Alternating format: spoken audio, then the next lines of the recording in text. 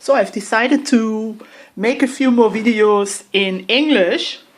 Actually, I want to concentrate more on English instead of German. Of course, I'm going to do some German stuff, but okay, let's say it's going to be equal. So my topic today is what's called in Israel, or what's called in the Hebrew language, it's called HaSHUK HaAFOR. The translation into English is the gray market. Like, this is a literal translation, but I'm actually going to talk about the English, the correct English expression is, the correct English expression is the black market. But it has nothing to do with selling illegal stuff. So in Hebrew it's called, and for all of those who are planning to make Aliyah or have already made Aliyah, it's called the HaSHUK HaAFOR in Hebrew. And as I said, it's a gray market. Shuk is an Arabic word for market. And Afor in Hebrew means gray in English. So what does it mean, the gray market, HaSHUK HaAFOR? What does it refer to in Israel? Because as soon as Israelis hear HaSHUK HaAFOR, they go like nuts. They think like, oh my God, and as soon as someone mentions it, people get frightened. And people don't want to have anything to do with this. Just go away, go far away from me, leave me alone, and don't talk to me about HaSHUK HaAFOR, the gray market. So what it refers to is loan sharks, as you would say in English. Loan sharks of course you have lots of loan sharks in Israel, and it's like a kind of gray zone. It's like legal and kind of illegal at the same time. So this is probably why it's called HaSHUK HaAFOR, the gray market. So how does it work? And I'm just warning you that when you make Aliyah and you get into dire straits, so maybe you should look for other loans and go to your bank instead of going to HaSHUK HaAFOR, like the loan sharks. So what loan sharks do is they place ads into daily papers, to daily newspapers. You find ads like cash or immediate cash, let's say. Just call here, whatever. Or what they also do is, and what I also get on my smartphone is SMSs, like convenient loans, what it's called, if I translate it literally, what they write in Hebrew. So I delete it immediately. First of all, I don't need a loan. And secondly, if I did, I would go to my bank and not to all those creepy loan shark guys, you know what I mean?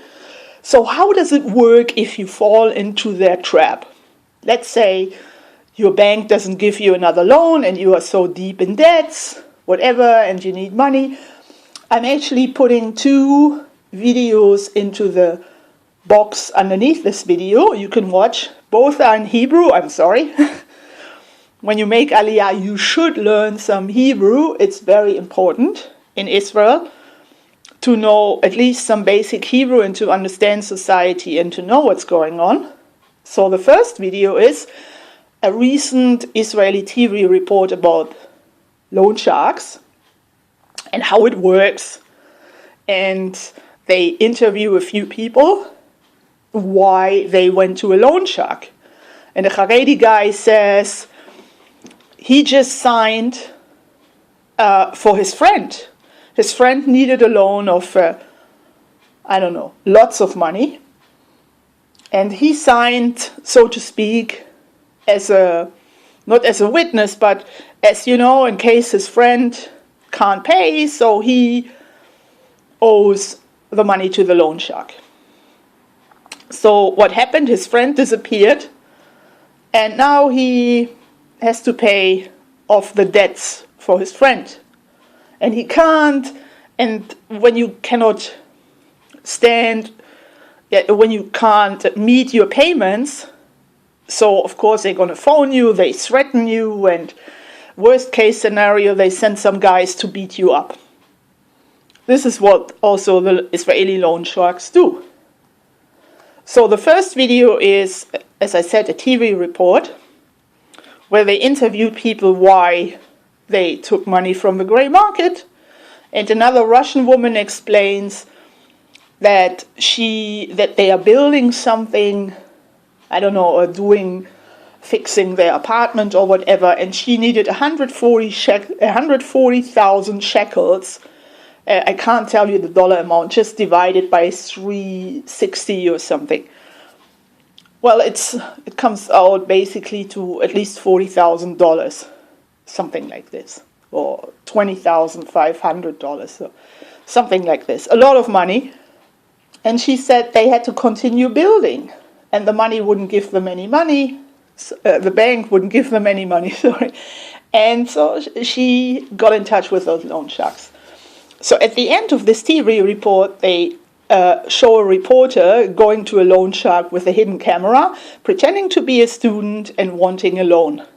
So the loan shark agrees to give her 7,000 shekels in cash, which is like $1,500 or something like this. Don't take my word for this. And they wanted her to pay basically 100% interests.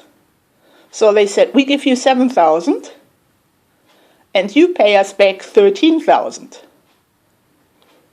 And they wanted checks from her. I don't know in the United States if you still use checks, but here in Israel it's very common to use checks. So the guy, the loan shark, wanted for each month the payment written on a check so he could go and cash the check.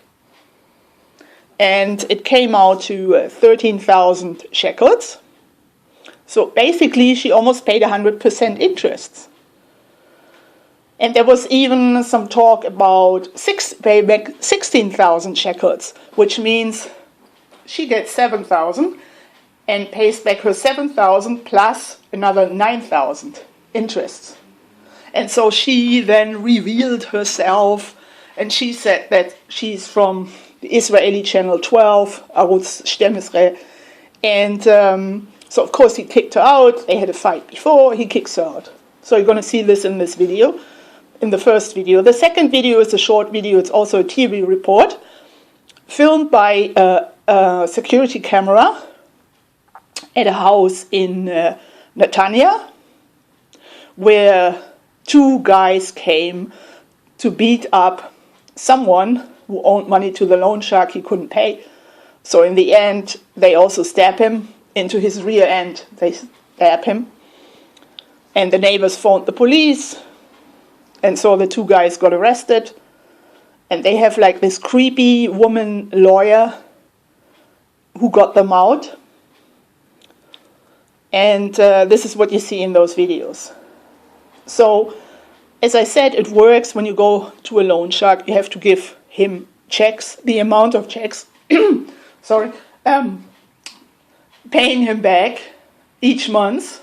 So he cashes your check each month. So expect about 100% interest, which is entirely against Israeli law. But people, when they depend on the money and they're so deep in debts, so they just seem to do anything, to agree to anything, just to have some cash in the pocket. So the loan shark gives you the cash. And then you have to pay back on time. He has to cash the checks. If there is a delay, so be prepared that you get nasty phone calls and some guys waiting in front of your door and also threatening spouses, children, whatever.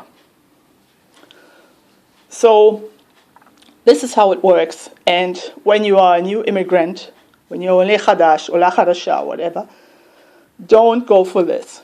Go to your bank if your bank says no. So this means that you cannot have another loan, and that you first of all should concentrate on paying back the money you owe. And if you go, let's say, if you